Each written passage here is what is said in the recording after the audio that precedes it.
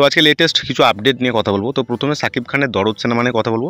যে সিনেমাটা টিজারটা আসার পর থেকে এই সিনেমার কোনো আর আপডেট ছিল না, তো এখন আরও একটা নতুন আপডেট এসেছে। সাকিব খানের দরদ মুক্তিতে আর বাধা নেই। চলচ্চিত্র সার্টিফিকেশন বোর্ড থেকে অনুমতি মিলেছে সাকিব খানের দরদ মুক্তির।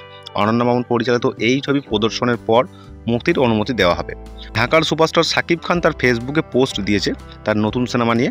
তিনি লিখেছেন, দরদ ভরা ভালোবাসা নিয়ে আসছে, এবং পোস্টারে তাকে ভিন্ন ভিন্ন লুকে দেখানো হয়েছে। যৌথ প্রযোজনায় নির্মিত হচ্ছে দরদ। নভেম্বর অথবা ডিসেম্বরে ছবিটি প্যান ইন্ডিয়া হিসেবে বাংলাদেশ, ইন্ডিয়া সহ বিশ্বব্যাপী মুক্তি দিতে চাই। এই সপ্তাহে মুক্তির তারিখ জানানো হবে।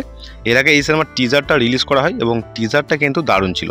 টিজারটা দেখার পর অনেকেই কিন্তু এক্সাইটেড থাকবে এই সিনেমার ট্রেলারটাকে নিয়ে বা সিনেমাটাকে নিয়ে।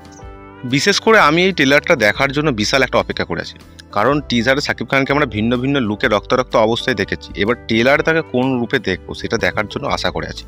এই সপ্তাহে আরও একটা অ্যানাউন্সমেন্ট আসবে, তখন পুরোপুরিভাবে জানিয়ে দেওয়া হবে এই সিনেমাটার ব্যাপারে। তার জন্য আমাদেরকে অপেক্ষা করতে হবে। নেক্সট হচ্ছে রায়হান রাফির আরও একটা নতুন ওয়েব সিরিজ আসতে চলেছে, ব্ল্যাক মানি ওয়েব সিরিজটার নাম, যেটা আপনি বঙ্গ ওটিটি প্ল্যাটফর্মে দেখতে পাবেন। এতে দেখা যাবে এক সময়ের তমুল জনপ্রিয় নায়ক রুবেলকে, এবং তার সাথে সাথে আরও অন্যান্যরা থাকবে।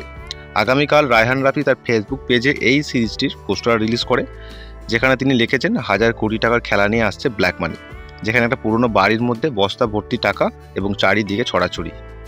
এই সিরিজটার ব্যাপারে আর বেশি কিছু জানা যায়নি, তবে পরবর্তী আপডেটে অবশ্যই জানানো হবে, তো তার জন্য অপেক্ষা করতে হবে। তো এই ছিল আজকে ছোট্ট একটা আপডেট, আর আরও আপডেট পেতে আমার সাথে জুড়ে থাকুন।